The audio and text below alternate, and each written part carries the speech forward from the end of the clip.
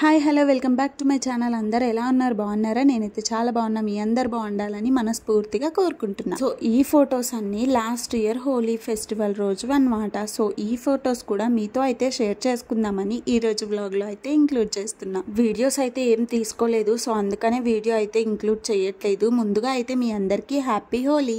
నేనైతే last year ఏదో అలా అయితే కొద్దిసేపు ఆడుకున్నానులేండి కలర్స్ తో. బట్ ఈ ఇయర్ ఏంటి అనేది రేపటి వ్లాగ్ లో అయితే చూద్దురు. కానీ లాస్ట్ ఇయర్ అయితే బాగానే ఎంజాయ్ చేసామండి. ఫ్యామిలీ అందరం కలిసి అయితే ఆడుకున్నాం అనమాట. వీడైతే మా తమ్ముడు జానీ. సో కలర్స్ లో ఎవరో కూడా తెలియట్లేదు. ఇంకా మా బాబా అయితే అప్పటికి 1 ఇయర్ కూడా కాదనమాట. సో వాడికైతే ఎక్కువ ఏం పుయ్యలేదు. చూస్తున్నారు కదా ఎంత చిన్నగా ఉన్నాడో. మేబీ అప్పుడు 6 or 7 months ఏమో అంతే. ఈ ఇయర్ అయితే పెద్దగా అయ్యాడు కదా. చూడాలి రేపు ఎలా జరుగుతుంది హోలీ అనేది. యాక్చువల్ గా ఇది హోలీ ముందు రోజు అనమాట. అంటే కొందరి దగ్గర హోలీ ఈ రోజు చేస్తున్నారు. మేముండే ప్లేస్ లో మాత్రం హోలీ రేపు అనమాట. అంటే March 14th హోలీ. ఇది March 13th రోజు వ్లాగ్ అనమాట. సో ఈ ఫొటోస్ మీ అందరికీ ఎలా అనిపించాయి, బాగున్నాయా లేదా అనేది కామెంట్ సెక్షన్ లో కామెంట్ చేయండి. ఇంకా వీడియోలోకి అయితే వెళ్ళిపోదాం. ఇంక ఇక్కడ మార్నింగ్ లేవగానే అయితే మొత్తం క్లీనింగ్ అయితే చేసేసుకున్నాను. ఇంకా బయట అయితే పక్కన అక్కే క్లీన్ చేసేసింది అనమాట. జస్ట్ స్టెప్స్ అయితే ఈ రోజు ఊడ్ చేసుకున్నాను. రేపైతే తుడవాలి. ఇంక ఇక్కడైతే టీ అదంతా పెట్టుకొని టీ తాగడం అయితే అయిపోయింది. ఇంకా ఫ్రెష్ అప్ అయిపోయి అయితే వచ్చాను అనమాట. యాక్చువల్ గా ఇది వీడియో తీయలేదు, నేను బ్యాక్ కెమెరా పెట్టిపోయి వచ్చేసింది. ఇంకెందుకులే అని చెప్పి వదిలేసిన అనమాట. ఇంకొకసారి అలా అవుతూ ఉంటుంది. ఇంక ఇక్కడైతే కర్రీ అయితే పొయ్యి మీద వేస్తూ ఉన్నాను అనమాట. ఇంకా కర్రీ పొయ్యి మీద వేసేసాను అనుకోండి, నాకు ఇంకా వేరే పనులు అయితే చేసుకోవచ్చు. అట్ ఎ టైం 2 వర్క్స్ అయితే కంప్లీట్ అయిపోతాయి. లేదు ఆ పని అయిన తర్వాత అన్నాను అనుకోండి, నాకు కర్రీ చేయడం లేట్ అయిపోయి హస్బెండ్కి ఆఫీస్కి లేట్ అయిపోతుంది. అందుకని చెప్పి ఇంకొక సైడ్ అయితే కర్రీ చేస్తూ ఇంకో సైడ్ అయితే వంట చేసుకుంటూ ఉన్నాను. ఇంకా బాబుకి అయితే వేడి నీళ్ళు కూడా కాగిపోయినాయి అనమాట. మా హస్బెండ్కి స్నానం చేయించండి అని చెప్పినాను. తనైతే వాడికి బట్టలు అయితే తీస్తూ ఉన్నారు. ఇంకా నేనైతే కర్రీ పొయ్యి మీద వేస్తున్నాను. ఇంక ఈ రోజు అయితే లంచ్ లోకి బీరకాయ కర్రీ వండుదామని అయితే ఆల్రెడీ నైటే కట్ చేసి పెట్టుకున్నాను అనమాట. యాక్చువల్గా నైట్ ఎందుకు కట్ చేసుకుంటానంటే నేను చెప్పలేము. రేపు అంటే లేచిన తర్వాతకి ఒక్కో రోజు బాబు అన్నిటికీ పాసిబుల్గా ఉంటాడు, ఒక్కో రోజు చాలా క్రాంకీగా ఉంటాడు. ఇంకా అందుకని చెప్పేసి కొద్దిగా ముందుగా ఇవన్నీ మనం ముందే రోజు చేసుకున్నాం అనుకోండి, నెక్స్ట్ డేకి నాకు ఈజీ అవుతుంది. అలాగే కొద్దిగా టైం బాబుతో స్పెండ్ చేయొచ్చు అనేసి నా ఒపీనియన్ అనమాట. ప్రతిరోజు ఒకటే అనుకుంటాను, నేను ఎంత పని చేసినా నా డేలో అంటే 24 hours ఒక 10 hours అయినా బాబు కోసం కేటాయించాలి అనేసి అయితే నేను అనుకుంటానమాట. ఫర్ ఎగ్జాంపుల్ అందుకని చెప్పేసి ఏం చేస్తానంటే ఏ పని అయినా సరే నాకు ఈజీగా అయిపోయే మెథడ్నే నేను ఎంచుకుంటాను. సో దట్ నాకు ఇల్లు మొత్తం క్లీన్గా ఉంటుంది, ఇంట్లో పనులన్నీ అట్ ఏ టైంకి కంప్లీట్ అవుతాయి. నేను అనుకున్నట్టు నా బాబుతో నేను టైం కూడా స్పెండ్ చేయొచ్చు అనమాట. ఎందుకు అలా అంటే యాక్చువల్గా పిల్లలు ఇప్పుడే ప్రతిదీ నేర్చుకుంటారు. మనం ఏదైనా నేర్పినా మనం ఏం చేస్తున్నాము అనేదే వాళ్ళు ఎక్కువగా అబ్జర్వ్ చేస్తారు. నేను ఎక్కువగా వర్క్లో లీనం అయిపోయినాను అనుకోండి, సో దట్ వాడికి ఏం నేర్చుకోవడానికి ఉండదు. అదే నా పనులన్నీ కంప్లీట్ చేసుకున్నాను అనుకోండి, ఆఫ్టర్నూన్ ఒక 3 o'clock అలా పడుకోబెడతా, 2:30, 3కి. సో వాడి ఇష్టం, ఇంకెప్పుడన్నా లేగనియండి. 4కి లేస్తాడు, 4:30, 5:30కి కూడా లేస్తాడు. లేచిన తర్వాతకి కొద్దిసేపు ఏమైనా స్నాక్స్ ఇచ్చేస్తాను తినడానికి. ఇంకా వాడు అవి తిన్న తర్వాతకి నా ఈవినింగ్ పనులు అయితే స్టార్ట్ చేసుకుంటాను. ఈవినింగ్ పెద్ద పనులేమి ఉండవండి, ఎందుకంటే వాడు పడుకున్న టైంలోనే 4:30 to 4:30 లోపే నేను బట్టలు కూడా తెచ్చుకొని మడత పెట్టేసి అయితే ఏవి ఎక్కడివి అక్కడ సర్దేస్తాను. ఇంకా జస్ట్ గిన్నెలు బోర్లించడం ఉంటుంది, అవి కూడా చేసేద్దును. కాకపోతే నేను ఆ పని పెట్టుకున్నాను అనుకోండి, వీడు సౌండ్ విని లేచిపోతాడు. అందుకని చెప్పేసి ఆ పని మాత్రం అట్లా వదిలేస్తాను, ఈవినింగ్ చేసుకోవచ్చు అని చెప్పేసి. సో అదొక పని ఉంటుంది. అండ్ ఇల్లు 2 క్లీన్ చేసుకోవాలి, బయట వరండా ఊడ్చుకోవాలి. ఈ పనులు అయితే ఉంటాయి. ఇంక ఇవి అయిపోయిన తర్వాతకి కొద్దిసేపు పైకి తీసుకెళ్తాను, టెర్రస్ పైకి. అక్కడ ఒక 1/2 hour to 1 hour అట్లా ఆడుకుంటాడు గాలికి.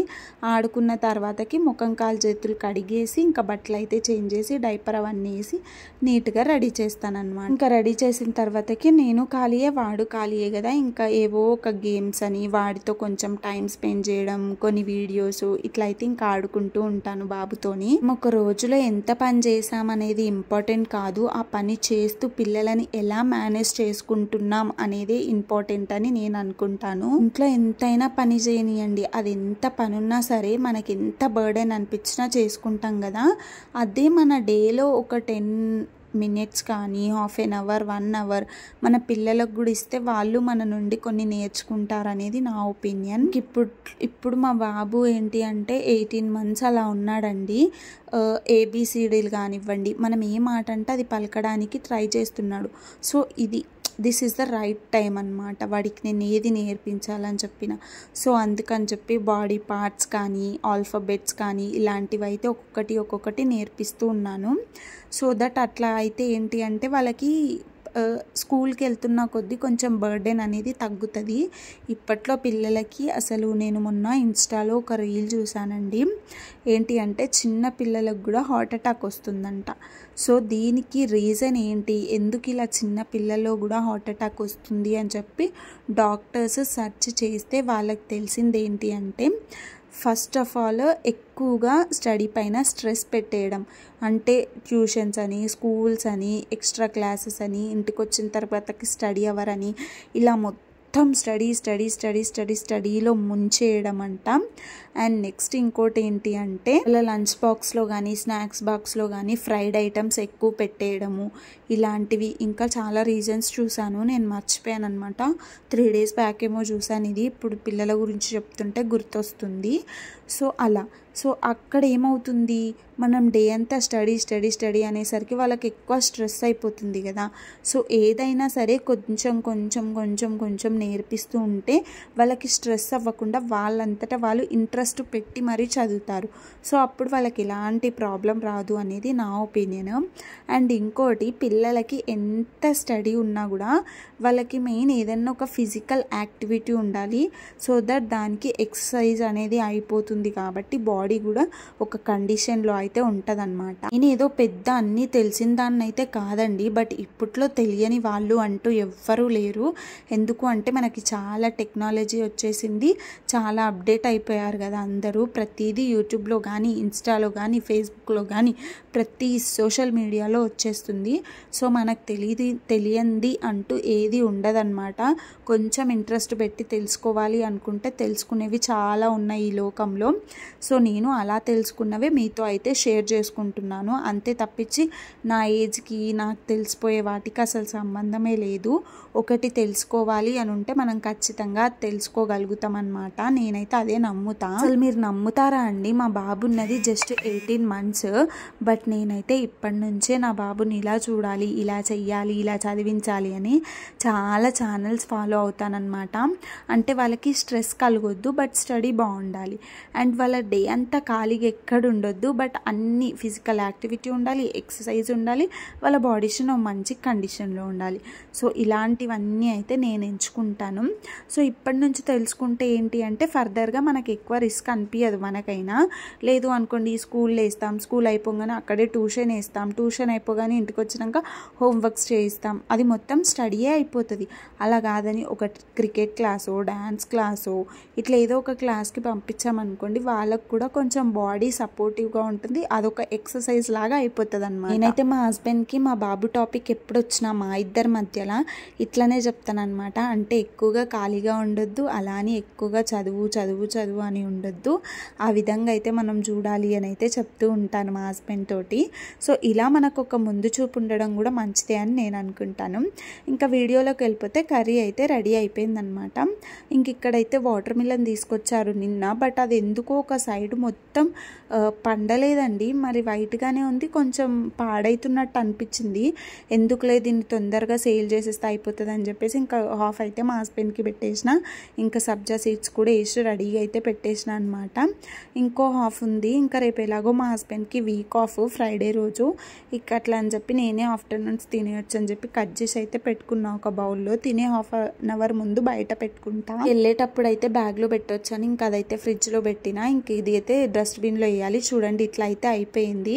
ఇంకెందుకని చెప్పి అయితే తీసేసిన, ఉంచిన వేస్ట్ లేండి, రేపు ఆఫీస్ లేదు కాబట్టి అంత గుర్తు రాదు, ఆఫీస్ ఉంటేనే అది స్నాక్స్ బాక్స్లోకి గుర్తు వస్తుంది.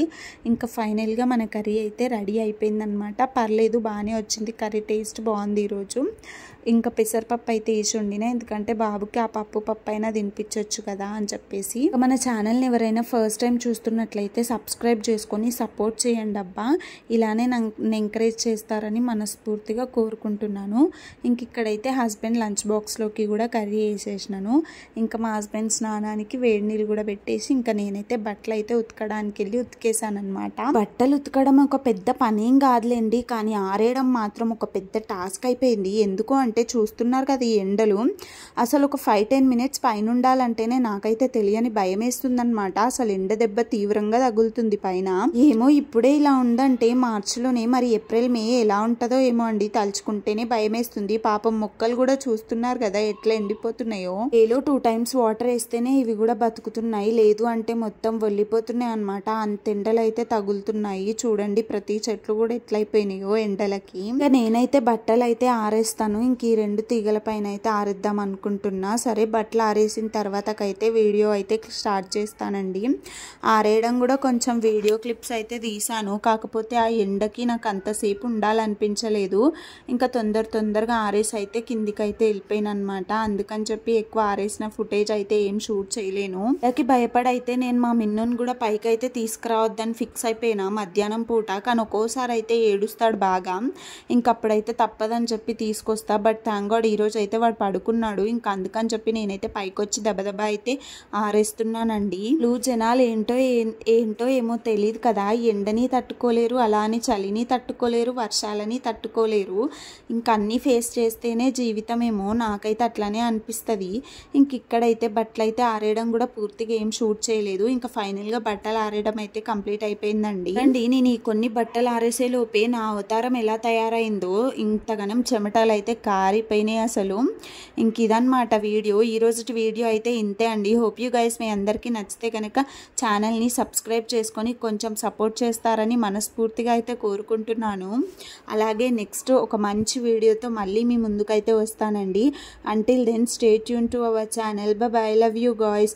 అండ్ వన్స్ అగైన్ అందరికీ హ్యాపీ హోలీ అండి. మీరు ఈ హోలీని ఎలా జరుపుకున్నారనేది కామెంట్ సెక్షన్లో చెప్పడం అస్సలు మర్చిపోవద్దు. నా తరపు నుండి ఒక చిన్న విషెస్ అండి మీ అందరికీ. అలాగే సబ్స్క్రైబ్.